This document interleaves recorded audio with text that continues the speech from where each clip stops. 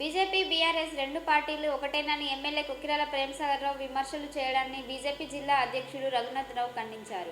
బుధవారం మీడియా సమావేశంలో ఆయన మాట్లాడుతూ బీజేపీ ఎవరి పక్షం కాదని ప్రజల పక్షమని స్పష్టం చేశారు. ముఖ్యమంత్రి రేవంత్ రెడ్డి, కేంద్ర మంత్రి కిషన్ రెడ్డిపై ఆరోపణలు చేయడం విడ్డూరంగా ఉందన్నారు. తెలంగాణ ఉద్యమంలో కిషన్ రెడ్డి పాత్ర కీలకమని ఆయన గుర్తు చేశారు. బీజేపీ ఉద్యమం చేసే సమయంలో రేవంత్ ఎక్కడ ఉన్నాడో అందరికీ తెలుసని ఎద్దేవా చేశారు. హామీలు నెరవేర్చడం మర్చిపోయి ఇష్టాల్లో మహారాష్ట్ర ఎన్నికల్లో మాట్లాడిన తీరుపై ఈరోజు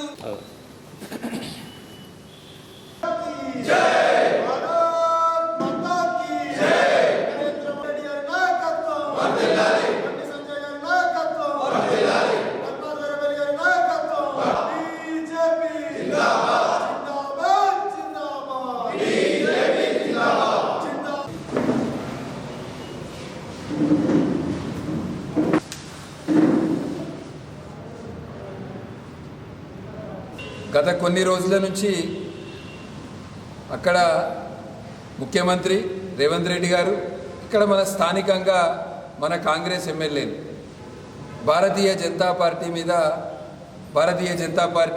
మీద మరియు నాయకుల మీద వ్యక్తిగత దాడులు, వ్యక్తిగత ఆరోపణలు చేస్తారు. నిన్న జరిగిన వరంగల్లో బహిరంగ సభలో ముఖ్యమంత్రి రేవంత్ రెడ్డి గారు ప్రజాపాలన సంవత్సరం పూర్తి చేసుకున్న సందర్భంగా ఈ సంవత్సరంలో అన్ని వర్గాలను మోసం చేసిన పార్టీ ఏదైనా ఉందంటే అది కాంగ్రెస్ పార్టీ. రేవంత్ రెడ్డి రైతులకు రుణమాఫీ పేరు మీద మోసం చేశాడు. రైతులకు సంవత్సరానికి 15,000 రూపాయలు ఇస్తానని మోసం చేశాడు. కౌలు రైతులకు సంవత్సరానికి 12,000 ఇస్తానని మోసం చేశాడు. కూలి రైతులను మోసం చేసింది. ఇట్లా రైతులను మోసం చేసిన పార్టీ కాంగ్రెస్ పార్టీ. మహిళలకు స్కూటీలు కొనిస్తారు, పెళ్ళిళ్ళు చేసుకుంటే 1,00,000 రూపాయలు షాదీ ముబారక్, తులం బంగారం, 2,500 రూపాయలు మహిళలకు నెలకిస్తామని చెప్పిండు ఎన్నికల సమయం. డిసెంబర్ 7 నాడు ప్రమాణ స్వీకారం చేసింది. సంవత్సరం అవుతుంది. ఇప్పటి వరకు ఎన్నికలలో ఇచ్చిన హామీలు మహిళలను మోసం చేసింది. యువకులకు, నిరుద్యోగులకు జాబ్ క్యాలెండర్లు, నెలకు 4,000 రూపాయల నిరుద్యోగ భృతి, అట్లనే వృద్ధులకు పెన్షన్లు, వికలాంగులకు అందరికి కూడా 4,000 రూపాయలు పెన్షన్ ఇస్తామని చెప్పి ఇట్లా 6 గ్యారంటీలు, 420 సబ్ గ్యారంటీలు ఇస్తామని చెప్పి మోసం చేసిన రేవంత్ రెడ్డి ఇవాళ కిషన్ రెడ్డి గారు తెలంగాణ ఉద్యమంలో ఏ పని చేసిందని ప్రశ్నిస్తుంది. అందరికీ తెలుసు, తెలంగాణ రావడానికి కీలక పాత్ర పోషించింది తెలంగాణ బీజేపీ నాయకులు. ఏ జిల్లాలైనా జేఏసీలో ఉంది, ముందు నడిపించింది బీజేపీ నాయకులు. కేంద్ర ప్రభుత్వంకి ఆ రోజు బీజేపీ సుష్మా స్వరాజ్ గారు మద్దతు తెలిపి ఓట్లేస్తేనే ఇవాళ తెలంగాణ రాష్ట్రం వచ్చింది. ఆయన గడ ఓల్కో ఆఫీసర్ గడ్డ టీఆర్ఎస్ ఎమ్మెల్యే ఎక్స్ఎమ్మెల్యే ఫోన్ చేసిండట, నేను ఫోన్ చేసిందట. అయితే మేమిద్దరం ఒకటేనట.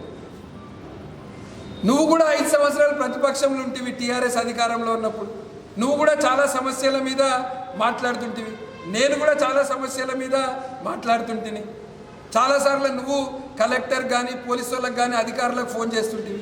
నేను కూడా కలెక్టర్కి అధికారులకు అదే సమస్య మీద నేను కూడా ఫోన్ చేస్తుంటిని. అంటే నువ్వు ఫోన్ చేసి నేను ఫోన్ చేస్తే మన ఇద్దరం ఒకటైనట్టేనా? ఆ టీఆర్ఎస్ ఆయన కేటీఆర్ అంటాడు బీజేపీ కాంగ్రెస్ ఒకటైందని, నువ్వు అంటాను బీజేపీ టీఆర్ఎస్ ఒకటైందని. బీజేపీ ఎవరి పక్షాన ఉండేది? బీజేపీ కేవలము రైతుల పక్షాన ఉంటుంది. బీజేపీ పేద ప్రజల పక్షాన ఉంటుంది. ఎన్నికల సమయంలో ఇచ్చిన హామీలను ప్రతి హామీ నెరవేర్చేంత వరకు కూడా బీజేపీ ప్రజల పక్షాన ఉండి పోరాటం చేస్తుంది. హాస్పిటల్ మీదనంటే ఈయన ఛాలెంజ్ చేసినామట. మేము ఎక్కడైనా చెప్పినావా హాస్పిటల్ని 2 సంవత్సరాలలో కట్టమని? మేము చెప్పలే, నువ్వే చెప్పినావు నేను 2 సంవత్సరాలలో కంప్లీట్ చేస్తాను. మళ్ళీ నువ్వే అన్నావు 2 కాదు 2.5 సంవత్సరాలు చెప్తాను. మళ్ళీ ఏమన్నావు మొదలు పెట్టిన నాటి నుంచి 2.5 సంవత్సరాలు. నీకు మొదలు పెడతానికే సంవత్సరం పట్టింది. నువ్వు గెలిచి సంవత్సరం అయింది, మొదలు పెడతానికే 2.5 సంవత్సరాలు పట్టింది.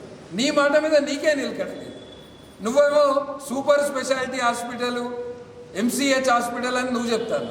ఆడ టెండర్ పెట్టిందేమో ఎంసీహెచ్ 600 పడకల హాస్పిటల్ 300 కోట్లు ఏదేదో పెద్ద పెద్దవి చెప్పినావు. ఇవాళ టెండర్ పిలిచింది 37 కోట్లు. ఇన్విటేషన్ కార్డులో సూపర్ స్పెషాలిటీ ఎంసీహెచ్, టెండర్ పిలిచిందేమో ఎంసీహెచ్. నీ మాట మీద నీకే నిలకడ లేదు. ఇక నువ్వు నాతో ఏం ఛాలెంజ్ చేస్తావు? నిన్ను సన్యాసం నీకు ప్రజలే ఇస్తారు. ప్రజాస్వామ్యంలో ప్రజలే బుద్ధి చెప్తారు. అది గుర్తుపెట్టుకోండి. మీరు ఎన్నికల సమయంలో ఇచ్చిన హామీలు నెరవేర్చండి, అభివృద్ధి చేయండి, మేము సహకరిస్తాం. కానీ తెల్లారి లేస్తే వ్యక్తిగత విమర్శలు చేస్తే సహించం. భారతీయ జనతా పార్టీ ప్రజల పక్షాన ఉంటుంది, రైతుల పక్షాన ఉంటుంది, మహిళల పక్షాన ఉంటుంది. మా రాష్ట్ర అధ్యక్షులు కిషన్ రెడ్డి గారు కానీ బీజేపీ నాయకుల మీద మాట్లాడితే సహించరు, బీజేపీ కార్యకర్తలు సహించరు. ఖచ్చితంగా రాబోయే స్థానిక ఎన్నికలలో ప్రజలు మీకు బుద్ధి చెప్తారని హెచ్చరిస్తూ